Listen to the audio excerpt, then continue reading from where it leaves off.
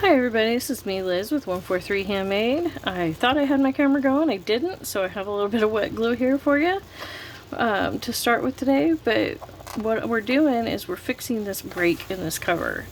And I've just cut a piece of fabric that is, larger than the cut, than the hole I am repairing.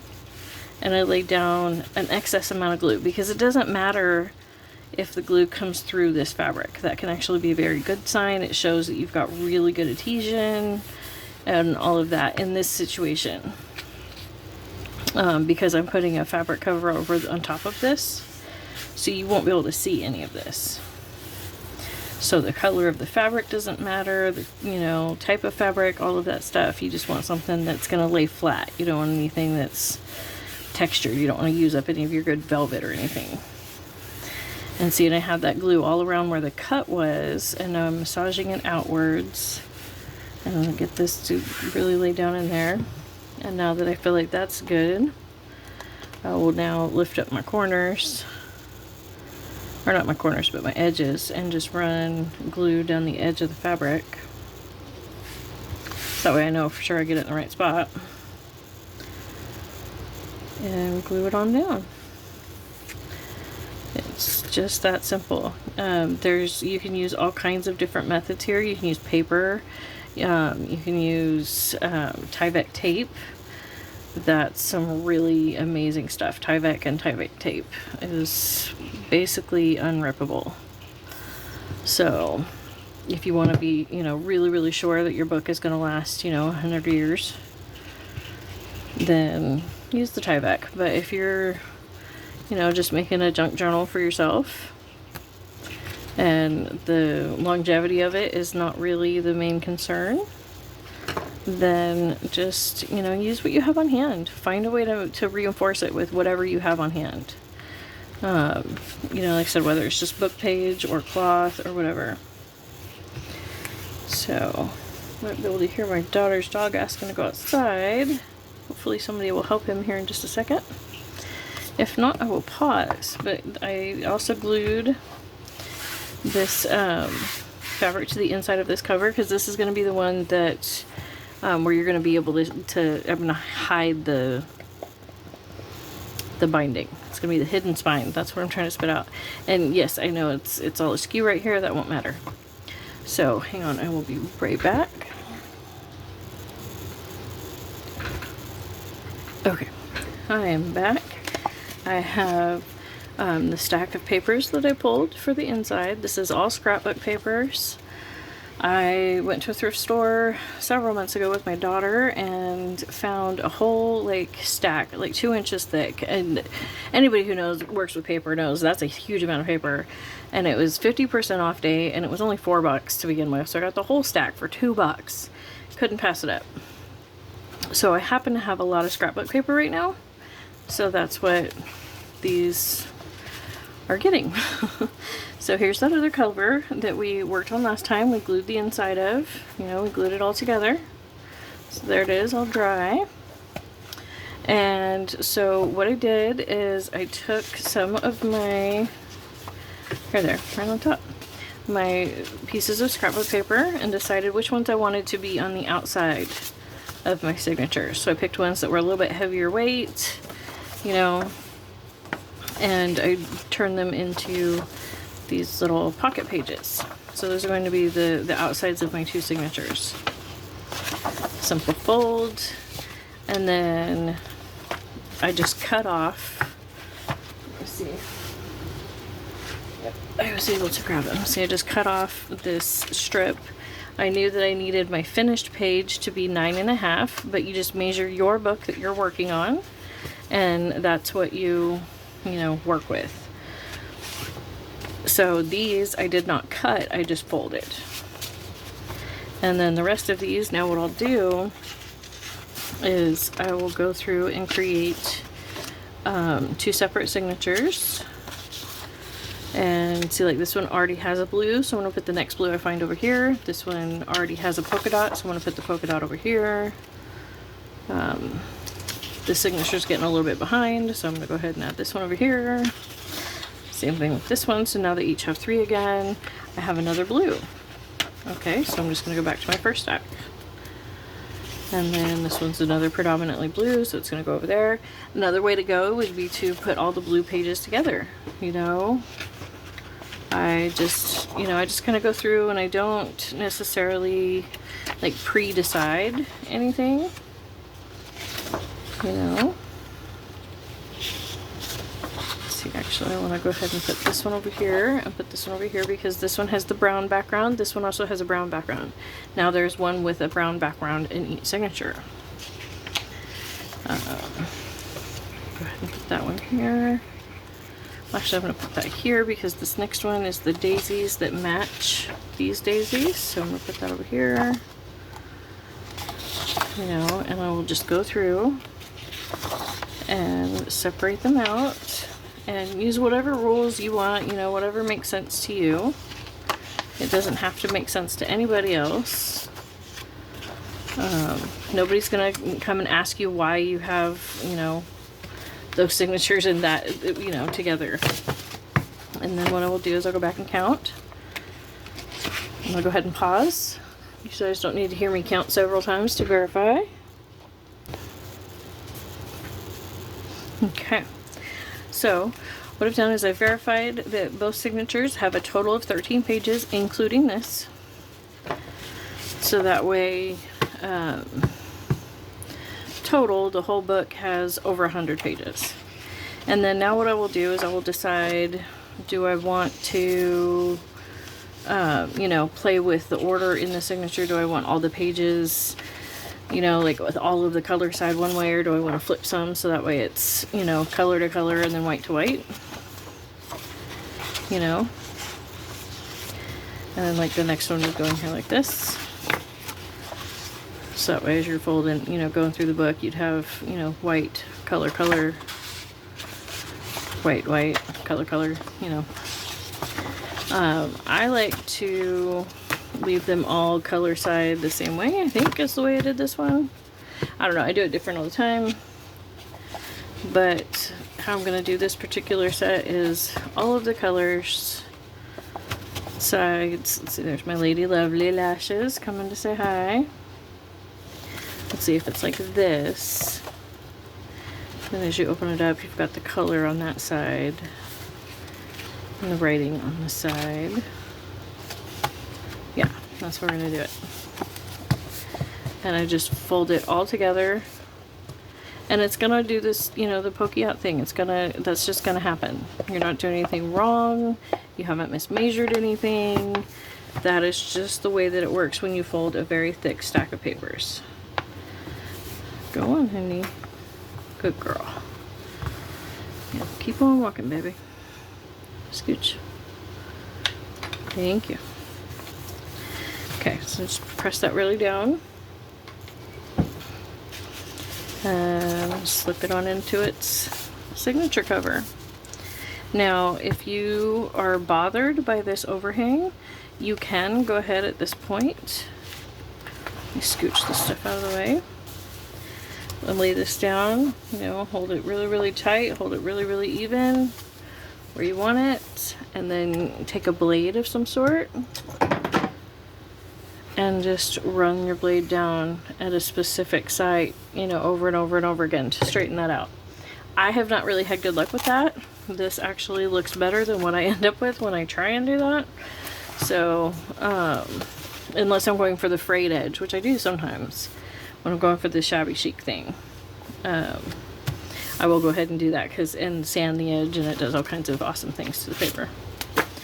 So, but here we go. We're just going to take this other signature, and I'm not going to worry about the order. You totally can. But for the sake of speed on camera, I'm just going to let it be. And then here we go. Fold that really, really well. Now, 13 sheets or 12 sheets, because this is the 13th piece, but of scrapbook paper is quite a bit, you know, to fold all together. And, you know, some people will tell you that that's too many sheets for a proper signature. I say as long as it functions, it's not too many sheets. I prefer to just do 2 signatures instead of a whole bunch, but I also prefer for my books to have around 100 pages. So, but yeah, you can see how the glue really bled through that and it looks all icky, but you can also see how that's very well reinforced. So that's all good. And then decide what kind of, you know, thread am I going to use, because that dictates where and how I place my holes. That is the next decision, is to decide where and how I'm going to place my holes, and which of these I'm going to have as the front signature and which is the back. I think I'm going to have the polka dots up front. So the polka dots are going to be the forward signature. And you can, of course, you know, take out your ruler and measure and mark all your dots and make sure everything's all, you know, make sure everything's all, you know, exactly even, and you know, all of those things. You know, it's all up to you how particular you get in this step. What I like to do is line up my pages. I have my thumbs in the center crease right here. And so this top part doesn't really matter. I'm not really paying attention to it. What I'm looking for is I'm looking at this angle right here. I want to make sure this is nice and even with the top of the book. Not necessarily my fabric, because my fabric is not exactly, you know, perfect all the time. So you want to make sure you're paying attention to the right line. And then when you think you have it right, go ahead and stick a clamp on there, because you can always adjust your clamps. You know, see, I know I don't have this angle right. You can, you know, that's just not right. And so I will scooch that in until I feel like that is in the right spot.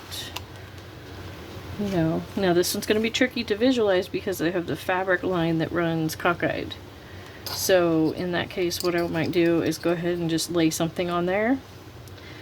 And see, that works out really nicely, because by just tapping that, touching that to that, this edge from where I'm looking, that edge lines up with this blue line really nice. So I can just do the same thing over here. You know, making sure that my line of sight is roughly the same so I don't get it too skew-if. Just learned that word from Tina. It's such a fun word to say. But let's go ahead and double check my measurements. You know, I think that's, you know, roughly the same. And I'm not looking for perfection here. You can. I don't. I know that I'm not capable of perfection, so I don't ask it of myself anymore. So here we go. Just clamping that on. This one's a really hard clamp, so I kind of don't like to use it because it can mar the paper. So I'm just going to go ahead and swap that out for this one. And then I will clamp this really, really well. This is one of the few locations that I do use clampage. And typically not for journals that are for myself. This is typically, I only clamp for journals that I'm selling. Another way to kind of check to make sure that you've got it there is kind of fold the cover over. And then check this reveal. Is it roughly the same? Yep. So we're looking good. Okay. Now at this point with this journal, up and down, front and back doesn't really matter, which is awesome. But just, you know, be paying attention to that as you go. Now, I am going to use my Crocodile Big Bite right here, and I'm going to pause it so that way you guys don't have to watch me fuss with it. But you can totally use any kind of pokey tool that you have. Before I got my Crocodile, this was my favorite pokey tool. This is just an X-Acto blade, or it's a knockoff brand, a Gordon, you know, the Harbor Freight generic X-Acto knife type thing. And this was just one of the tips that came in the multi-pack, and I absolutely love this thing for poking the holes before I got my Crocodile.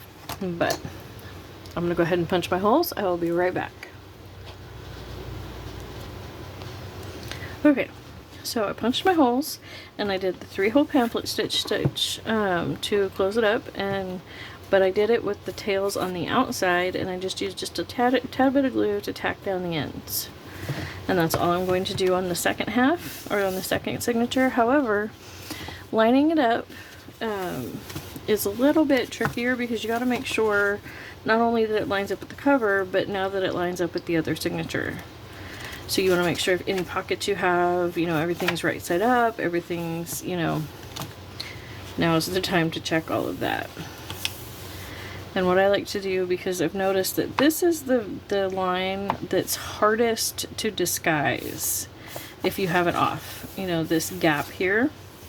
Like the eye doesn't worry too much about this gap, and you can add a piece of lace there and all kinds of things that look, you know, look good. But here, in between the signatures, can be harder to disguise and you know, a less than straight installment, shall we say. And so I like to do this, get it lined up along the bottom, and then grab a clamp and clamp it down.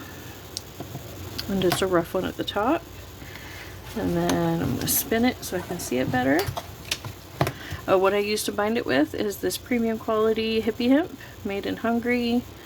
Pepperell breeding company, I guess. But yeah, that's all it is. It's just some hemp that I happen to have in my stash from when I was making jewelry and whatnot. So we want to make sure to massage that front signature all the way up, make sure that it's, you know, folded where it's going to be folded and all of that good stuff. And sometimes it can help to go ahead and throw a clip, you know, on that signature as well. And let's see, do I like that line?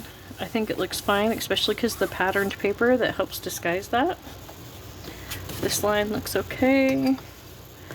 So again, I will just clamp, punch, and sew. And I will be right back.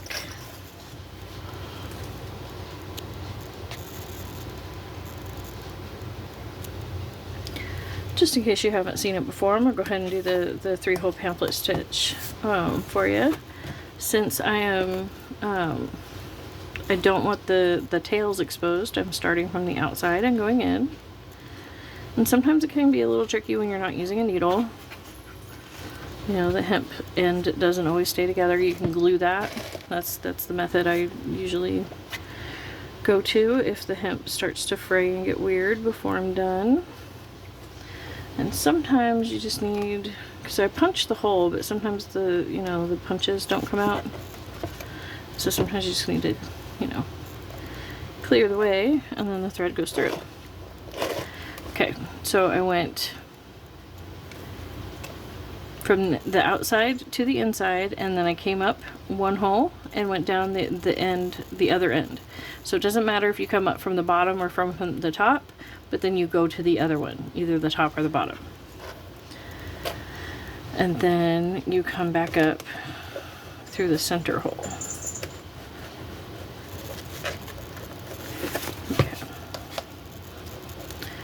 See, the end of my hemp got a little bit, you know, splayed, so I'm going to try just nipping off that part. And I think that'll work, yeah, because I only had to thread it through one more hole. Okay, now we've got both ends on this side. You spread them apart and get everything taut. Taut, not tight. There's a difference.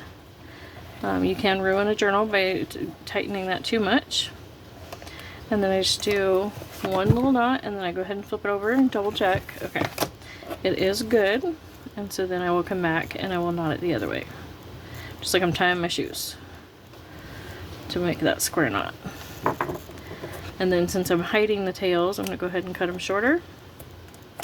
If I'm going to leave them on the inside of the book, I tend to just leave them long, so that way whoever's going to use the book can decide what they want to do with them. And then I'll just tack these tails down to keep them just out of the way. And that's all there is to it. This one is bound. And then the last step, okay, I'll let that dry for just a second. But the last step is to just glue this onto the cover. onto the outside. And that is how it becomes a hidden spine, because see, now all of that work is going to be under this fabric. And it can be a little bit trickier, you know, to cover a book that already has all of its pages in it, but that's where, you know, clips come in handy of all kinds and sizes. You know, that one's paper thingies are missing, or like soft grippy things are missing, so I'm gonna switch to this one. But I will, a lot of times that's what I will do, is I'll put it up like that, and then the rest of it is just the same, just like I did the other signature, or the other, not signature, the other cover, where only this time what I'll do is I'll just do like this, where I'll get it all lined up. Wait, I'll be right back. Okay, had to get a good pair of scissors. There wasn't a good pair of scissors in reach. And a good pair of scissors is vital to this next step. So get it all lined up, and remember, you're wanting to pay attention to the pink. Whatever your bottom layer of fabric is, in my case it's this hot pink. That is the layer that matters most. To make sure, so this area, this corner here where it's got kind of bunchy and I don't have a huge amount, that's the corners. These two corners here, I'm making sure that I have enough to wrap around on those two small spots, and I do. So the next step is to just grab my scissors and trim off whatever I feel like needs trimming, you know, whatever excess I have, to clean up this edge as much or as little as I, you know, feel is appropriate at the time for that book. You just want enough to wrap around. That's all you really need. Everything else is aesthetic choices. You know, the look that you want. I'm gonna have to trim that different where I can see it a little better. Okay, so I'm gonna go ahead and come down here and do this side, and then I'll turn the whole thing. There we go. Snip, snip, snip.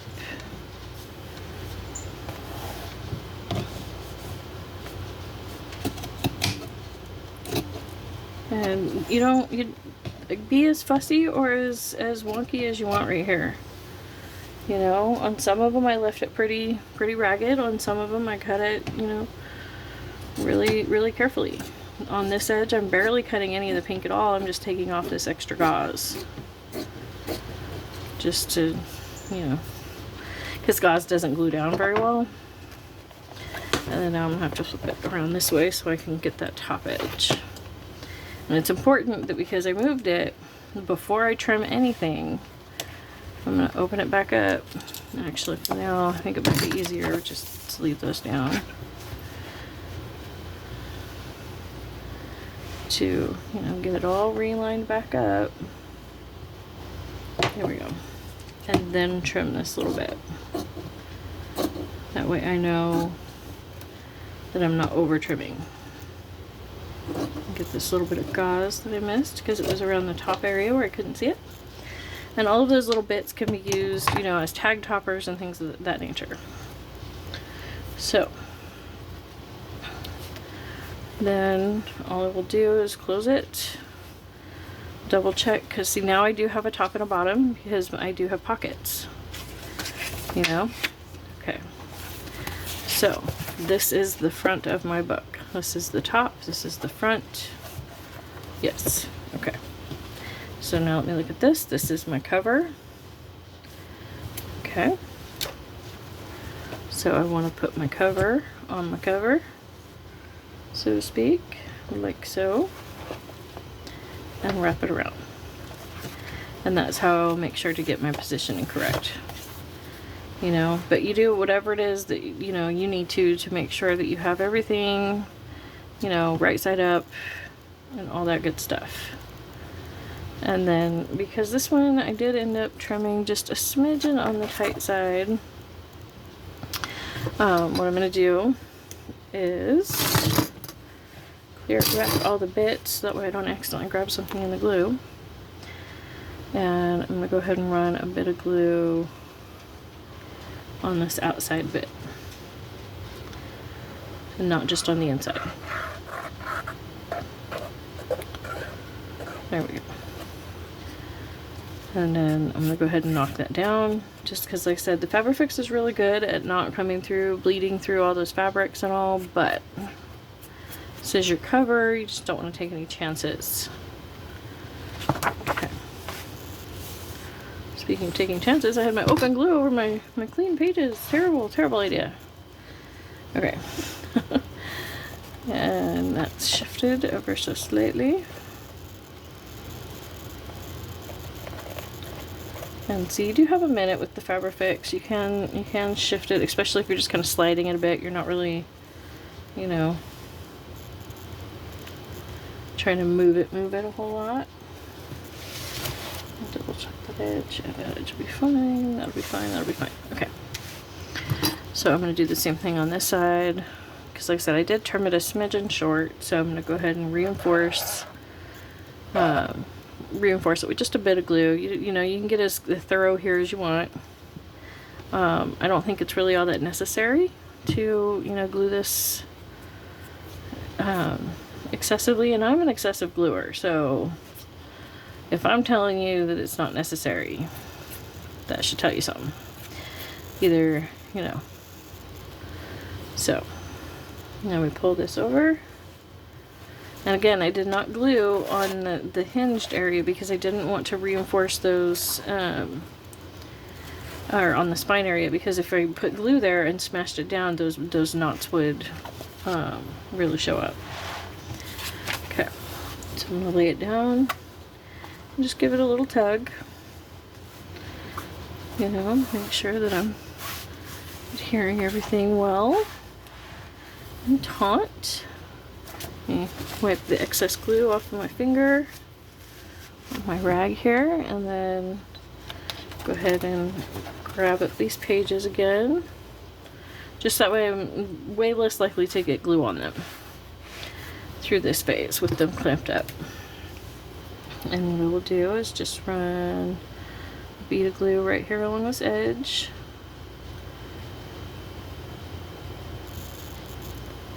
And I do tend to do the 3 sides at once now, the U shape like this, but and I'm gonna go ahead and glue these corners all at once. I'm actually gonna start over here, pull that corner in, pull that corner in. There we go. Now I have glue all over my hands and my pages fell. That's just part of the nature of this. If you want to make sure, you know, you never have anything of that nature happen, you know, you need to get an extra pair of hands.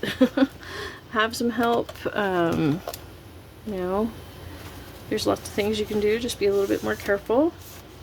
Always have a rag on hand to wipe off anything that needs wiped off really quick, and most glues you have a window where you can wipe them off.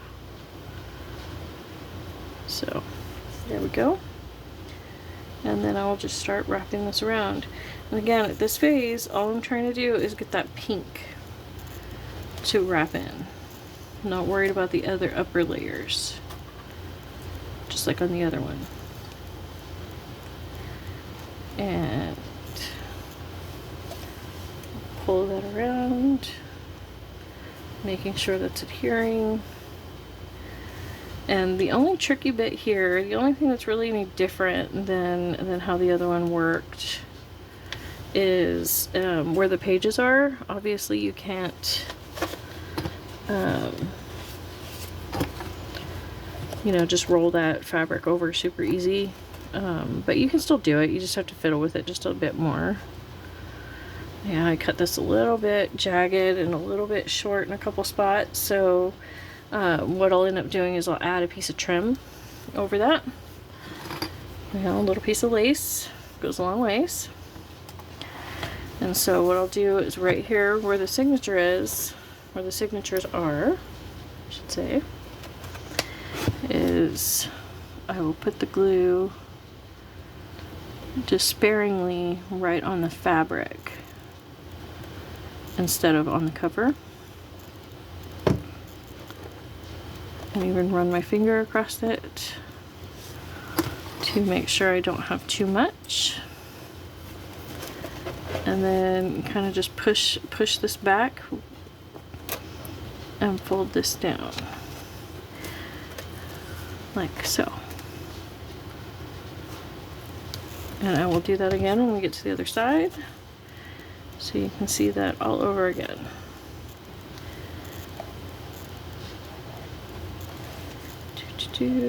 Trying to do pretty quick.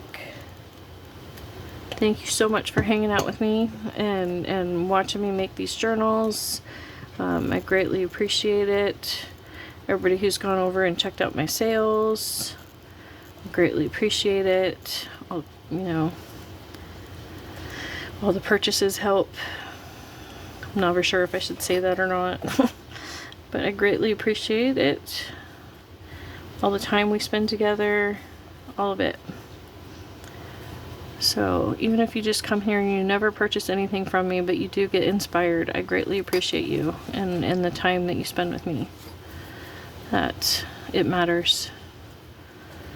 So there we go. Got that one all done. Got this lower section to do.